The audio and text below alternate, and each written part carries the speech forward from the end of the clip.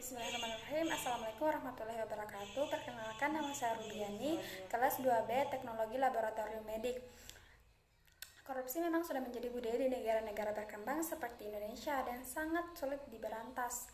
Korupsi dapat dilakukan oleh siapapun, jadi tidak heran lagi jika banyak pejabat melakukan hal tercela tersebut karena mereka memiliki peluang yang besar dan berpengaruh juga.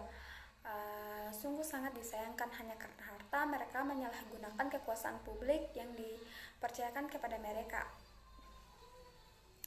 Nah, di sini saya akan menjelaskan tentang budaya anti korupsi di lingkungan keluarga. Keluarga mampu menjadi garda utama dalam pencegahan anti korupsi, terutama seorang ibu.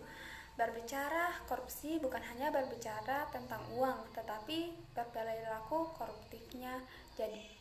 Jadi peran keluarga di sini adalah menekankan pada nilai-nilai hidup yang merupakan nilai anti korupsi. Contoh kasus korupsi adalah anak diminta membeli barang oleh mamanya di warung, namun kembaliannya diambil sama anak tersebut tanpa memberitahu mamanya. Nah, hal sederhana itu bagian dari tindak korupsi di lingkungan keluarga. Upaya untuk menyamai nilai-nilai anti korupsi tersebut dapat ditempuh dengan 3 jalan. Yang pertama, menanamkan nilai-nilai kejujuran pada anak sejak usia dini. Penanaman kejujuran bukan berarti anak tidak boleh berbuat salah. Anak hanya diarahkan untuk selalu bersikap jujur dalam segala hal. Misalnya, saat anak berbuat salah dengan mengambil alat tulis temannya, maka tak perlu dimarahi. Orang tua hanya perlu memintanya untuk mengembalikan barang tersebut karena bukan haknya.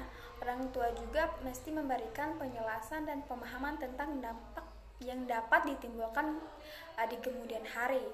Dari situlah akan terbentuk persepsi bahwa jujur itu mudah dan tidak menakutkan. Ikatan antara orang tua dan anak menjadi sesuatu yang potensial untuk menanamkan nilai kejujuran berbasis keluarga. Kedua, menjalin upaya keterbukaan antar anggota keluarga. Anak perlu diajak dialog dengan anggota keluarga lainnya, terutama tentang hal-hal yang menyangkut dirinya. Dengan perlibatan semacam anggota keluarga akan mampu menciptakan suasana yang harmonis dan hidup lebih mengutamakan kepada kepentingan banyak orang. Ketiga, atau yang terakhir, menerapkan gaya hidup sederhana. Hal itu perlu diterapkan kepada anak usia dini tentang bagaimana pentingnya hidup sederhana. Di lingkungan keluarga harus berada di garda terdepan dalam menanamkan nilai-nilai kesederhanaan. Perlu menyadarkan kepada anak-anak bahwa perilaku korupsi disebabkan juga oleh gaya hidup mewah. Gaya hidup semacam itu jika tidak terpenuhi, maka akan melakukan berbagai cara seperti korupsi.